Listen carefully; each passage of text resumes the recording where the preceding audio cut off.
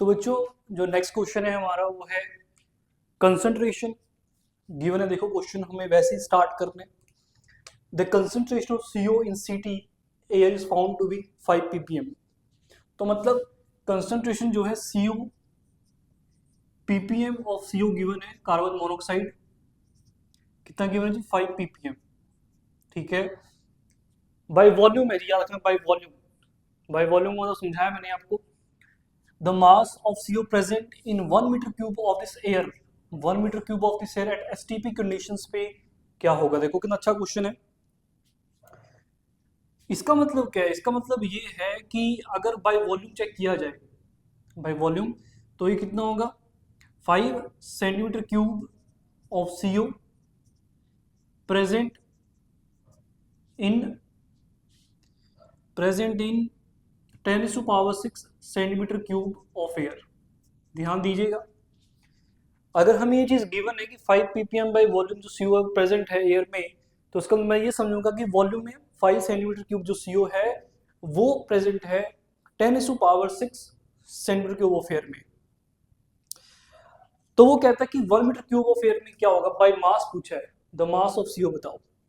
देखो हमें जैसे ये पूछा जाएगा कि अगर मैं कह रहा हूँ कि 10⁻⁶ सेंटीमीटर क्यूब में 5 सेंटीमीटर क्यूब CO प्रेजेंट है, वो 1 मीटर क्यूब में पूछा कि मास के रिस्पेक्ट में पूछ रहा है, तो मैं सीधा यूनिटरी मेथड लगाऊंगा। मैं कहूंगा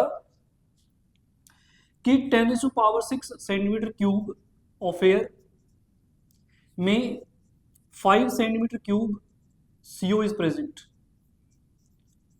ठीक है जी, तो 1 मीटर क्यूब में कितना होगा, 1 मीटर क्यूब ऑफ एयर में कितनी प्रेजेंट होगी 5 into 1 metre cube divide by 10⁻⁶। ये जो सेंटीमीटर क्यूब है, centimetre cube cancel out, 3 metre cube में आ रहा है आंसर। ठीक है, इतना CO प्रेजेंट होगा, इतना CO प्रेजेंट होगा 1 मीटर क्यूब। अब हमें पता है, कहता है STP कंडीशंस में है जी, किसमें है STP कंडीशन में। ध्यान से सुनना, ये कितना आ जाएगा 5, अगर 1 मीटर क्यूब है मैं इसको मीटर क्यूब में ही रखता हूँ। ठीक है, मैं कहता हूँ 5 डिवाइड बाई 10⁻⁻, या 5 इंटू 10⁻⁻⁶ मीटर क्यूब आ गई है ना।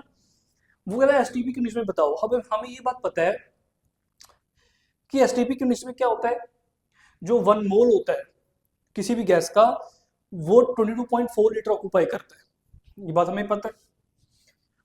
1 मोल ऑक्यूपाई 22.4 लीटर एट STP, कोई भी गैस हो उसका 1 मोल।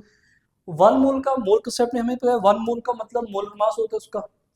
तो CO का मोल मास कितना हो, कार्बन का कितना होता है 12, ऑक्सीजन का एटॉमिक मास कितना होता है 16। तो आंसर कितना आएगा जी, तो टोटल कार्बन मोनोऑक्साइड का जो मास है वो कितना हो जाएगा, जल्दी बता दो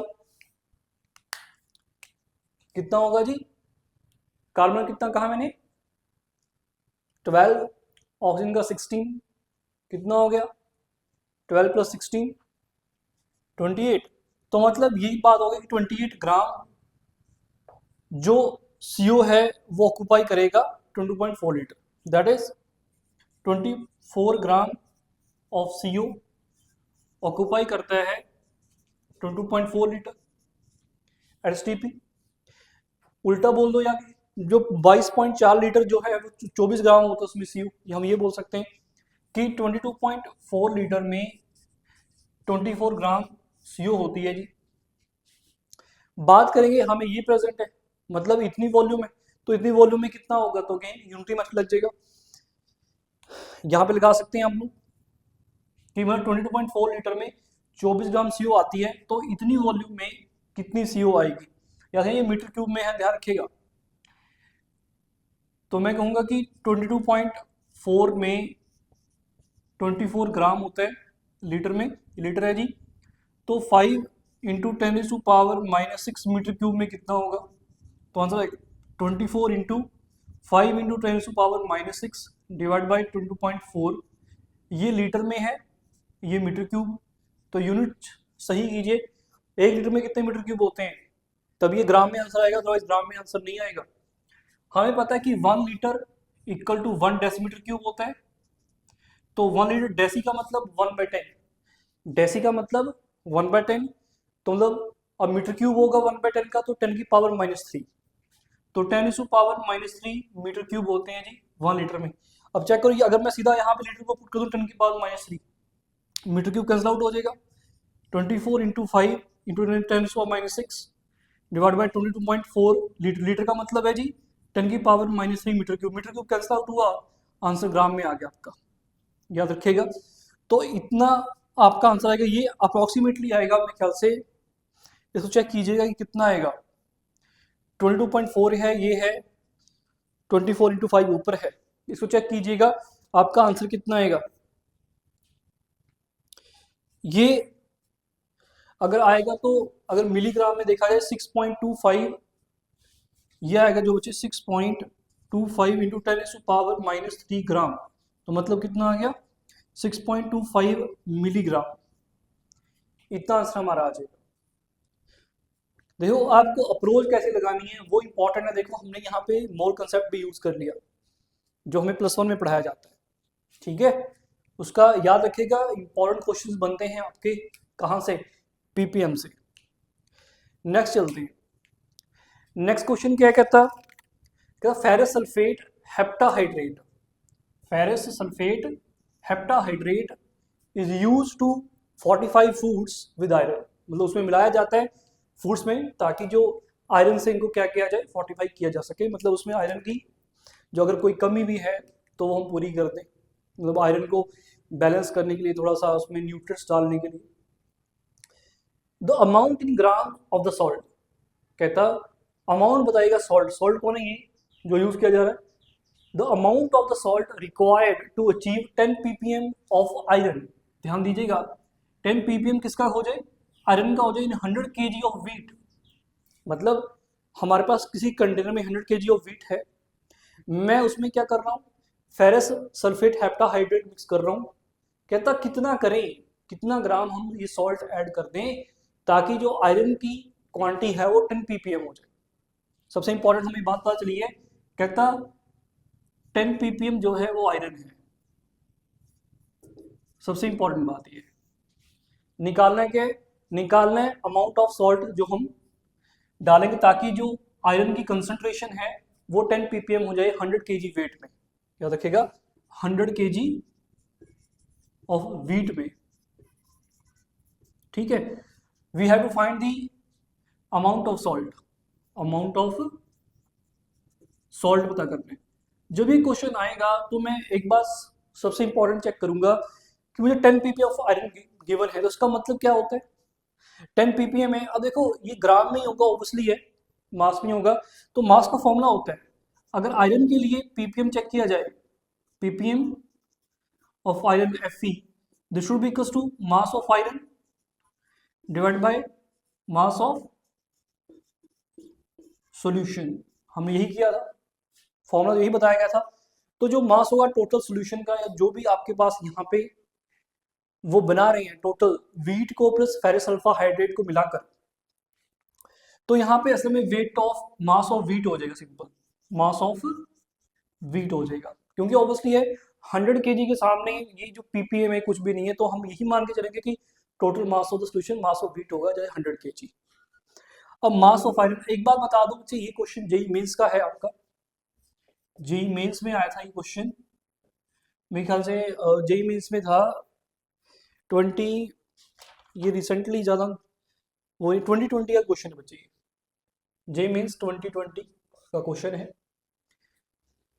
तो मैं जो लॉजिक लगाऊंगा मैं ये कहूँगा मुझे 10 ppm गिवन, इसका मतलब समझूंगा मैं, ठीक है, मास के अकॉर्डिंग ये होगा। और क्या मुझे मास ऑफ आयरन पता है, नहीं, मुझे मास ऑफ व्हीट पता है 100 kg, मुझे ये चीज़ पता है तो मुझे मास ऑफ आयरन निकल जाएगा, है ना। मुझे पता चलेगा कि मास ऑफ आयरन कितना डाला गया है। अगर मास ऑफ व्हीट 100 kg है, ppm कितना, ये 10 ppm है ना, तो आपको पता चलेगा कि जो मास ऑफ आयरन होगा वो कितना होगा, मास ऑफ व्हीट 100 kg है। तो लेकिन बात ये है हमें ये नहीं पूछा गया, हमें पूछा गया अमाउंट ऑफ सॉल्ट। मैं कहता हूँ चलो मैं सपोज करता हूँ कि अमाउंट ऑफ सॉल्ट आपने 100 kg व्हीट में कितना डाल दिया, x डाल दिया। लेट वेट ऑफ सॉल्ट जो ऐड किया गया वो है x ग्राम, यही मैं ग्राम में ले रहा हूँ जी, एक्स ग्राम में। तो अगर आप चेक करें जो ये फेरस सल्फेट हेप्टाहाइड्रेट है, अगर देखो कंसेप्ट क्या रहेगा, अगर मैंने टोटली फेरस सल्फेट हेप्टाहाइड्रेट में डाला है तो मुझे एक बात क्लियर कट है कि मुझे ये जो मास ऑफ आयरन है मुझे निकल चुका है ऑब्वियसली। अगर मैं ये पता कर लूं कि अगर एक्स ग्राम जो आप सॉल्ट डालेंगे उसमें से जो आयरन का वेट है वो कितना कितना है गया वेट के अंदर, तो मेरा क्वेश्चन सॉल्व हो जाएगा मेरे ख्याल से। तो हम उसको इक्वेट कर देंगे वहां पे ना, तो यही हमारा रहेगा। तो let weight of salt X gram है, तो number of moles of salt कितने हुए, that is given mass divide by molar mass. Molar mass आपको पता है फेरस सल्फेट हेप्टाहाइड्रेट जो होता है इसका फॉर्मूला FeSO4, हेप्टा का मतलब क्या होता है 7H2 डॉट 7H2। इसका वेट जो होगा बच्चे, इसका वेट आप लिख सकते हैं, इसका 277.85 ग्राम आएगा। इसका जो मोलर मास है ये गिवन नहीं था बच्चे, ये गिवन नहीं था, याद कि वहां पे निकालना पड़ेगा आपको, पता हो जाए एफई का ये मोलर मास बेसिक गिवन है, ये सब कुछ ऐड अप करके आपको आंसर आएगा 277.85 ग्राम। ये मोलर मास आ गया किसका, आपके सॉल्ट का। तो उसको डिवाइड करके नंबर ऑफ मोल्स आ जाएंगे। तो नंबर ऑफ मोल्स जब आए मेरे पास, तो नंबर ऑफ मोल्स आ गए। अब मुझे पता चला कि नंबर ऑफ मोल्स सॉल्ट के कितने हैं। क्या मैं वहां पे नंबर ऑफ जो वेट है आयरन का वो निकाल सकता हूँ? बिल्कुल निकाल सकता हूँ। अगर मैं इसे मल्टीप्लाई कर दूं molar mass of the iron, तो हमें वेट ऑफ आयरन पता चल जाएगा वो कितना होगा। जो नंबर ऑफ मोल्स होंगे सॉल्ट के उसको मल्टीप्लाई कर दीजिएगा मोलर मास ऑफ आयरन के साथ 55.85 के साथ, इसको मल्टीप्लाई कीजिएगा, ये वेट ऑफ आयरन आ गया बच्चे। ठीक है, और यही मैं चाहता था। अगर आप चेको ये वेट ऑफ आयरन नहीं, मुझे पता है पहले से मास ऑफ आयरन बोल दो या वेट यहाँ पे, है ना, मुझे पहले से पता है। अब मैं जो यहाँ से आयरन का वेट निकलेगा या मास निकलेगा उसको मैं इसका इक्वेट कर दूंगा और एक्स की वैल्यू निकाल दूंगा। सिंपल है ना। तो आपको ये सोचना जरूर है कि कंसेप्ट कैसे लगेगा। ठीक है जी, तो आगे चलते हैं। मैं इसको यहाँ पे इक्वेट कर रहा हूँ मेरे बच्चों, इक्वेट देखना कैसे करते हैं। ये x upon 277.85 multiply by 55.85, this should be equals to 10 into जो आपके पास आंसर आ रहा है ये कितना आएगा, ये ppm होगा बच्चे। यहाँ पे 10 की पावर 6 भी हो गया ना, हम फॉर्मूला नहीं भूल सकते, 10 की पावर 6 भी होगा। तो मास ऑफ जो आयरन आएगा यहाँ पे हमें इक्वेट करना पड़ेगा 10 multiply mass of weight 100 kg है, 100 kg का मतलब हुआ कि 1 kg में ग्राम चेंज कीजिएगा 1000 होगा। ठीक है, तो 10 into this is a mass of weight in gram divide by 10 to power 6, इसके को इक्वेट कर दिया हमने। तो कितनी जीरो कैंसिल आउट है 1 2 3 4 5 6, ये पूरा आपका कैंसिल आउट हो रहा है। तो x की वैल्यू आ रही है 277.85 डिवाइड बाय 55.85, ये अप्रॉक्सीमेटली बच्चे आएगा मेरे ख्याल से 4.975 आएगा। तो यानी एग्जैक्टली होगा 4.97 4.975 ग्राम जो है ये आपको एग्जैक्ट आएगा। तो वहां पे हमें इंटीजर टाइप में क्वेश्चन आया था ये, तो अप्रॉक्सीमेटली क्या आएगा 5 ग्राम। क्वेश्चन को ध्यान रखिएगा, क्वेश्चन में हमारी जो अप्रोच है वो क्या रहती है। देखो जो उसने गिवन था ना, मैंने वही किया कि पीपीएम गिवन आयरन का मुझे फॉर्मूला पता है, मैंने मास ऑफ आयरन निकल गया। लेकिन पूछा गया था मास ऑफ आयरन नहीं, सॉल्ट पूछा गया था कि सॉल्ट कितना डाला जाए ताकि 10 ppm ऑफ आयरन हो जाए उसमें। तो मैंने क्या किया, मैंने मास ऑफ आयरन निकाल दिया। तो अगर मैं यही पता करूं कि मास ऑफ आयरन कितना गया होगा उसमें, तो लेट वेट जो सॉल्ट का है वो एक्स ग्राम डाला हमने, तो उसमें क्या किया नंबर ऑफ मोल्स आ गए सॉल्ट के।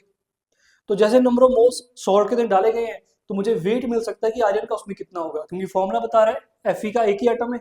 तो मैं मल्टीप्लाई करूंगा सिर्फ molar mass of the atomic mass of the iron से, तो ये मेरे पास क्या आ जाएगा वेट ऑफ आयरन आ जाएगा। और फिर मैं क्या करूंगा इन दोनों को इक्वेट किया और हमारा आंसर आ गया। लॉजिक बिल्कुल क्लियर होने चाहिए आपके। ठीक है जी, तो आज का जो लेक्चर है बच्चे वो इतना ही है, ठीक है। नेक्स्ट जो लेक्चर होगा, यहाँ पे मैंने आपको जो कंसंट्रेशन टर्म है, 3 concentration term, mass percentage, molar, आपकी strength of solution and parts per million को समझाया है। तो ऐसे ही मैं क्या करूँगा, जो नेक्स्ट पार्ट होगा आपका, उसमें हम molarity, molality, normality, mole fraction को देखेंगे। उनके ऊपर जितने भी बढ़िया क्वेश्चंस हैं वो मैं आपको करके दिखाऊंगा, अप्रोच दिखाऊंगा आपको। तो मिलते हैं बच्चे नेक्स्ट लेक्चर में।